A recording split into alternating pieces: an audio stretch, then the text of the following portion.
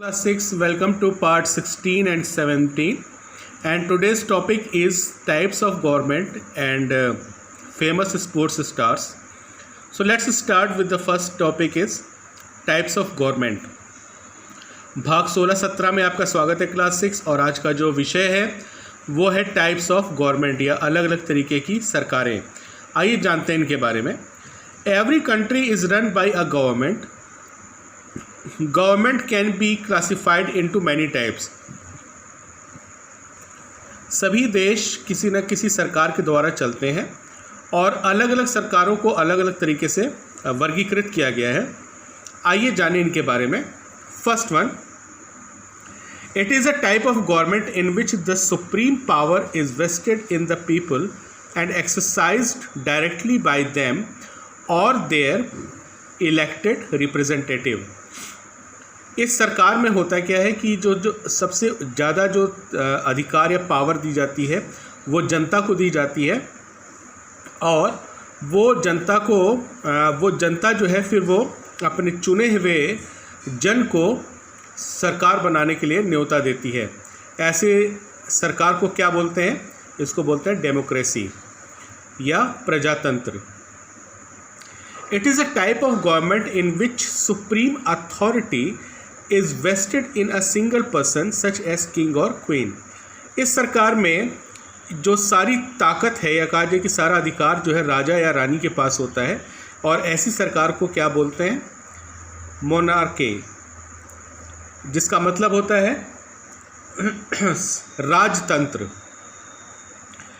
A type of government in which aristocrats, elites और privileged upper class rule over the people.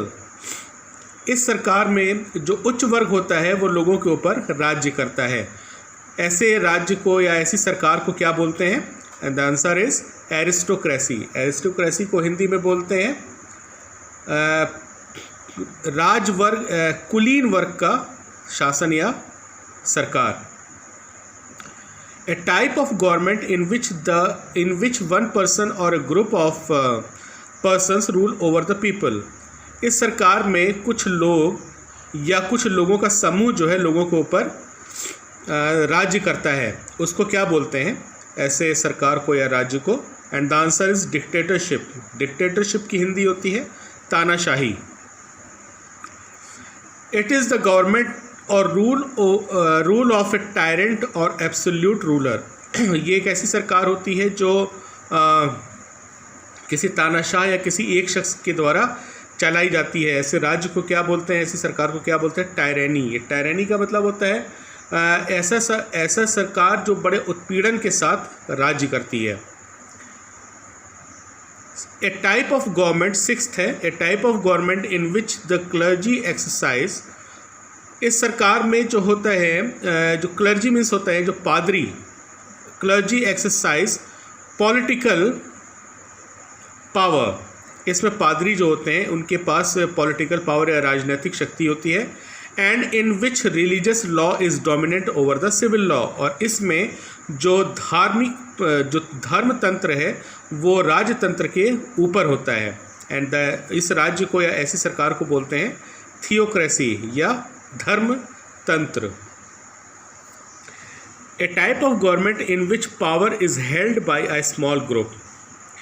ये एक ऐसी सरकार होती है जिसके जो छोटे से समूह के पास, जिसमें शक्ति या कहा जाए कि वो सरकार चलाते हैं या फिर उनके पास ऐसी ताकत होती है जो सरकार चलाते हैं छोटे से ग्रुप या समूह वाले लोग.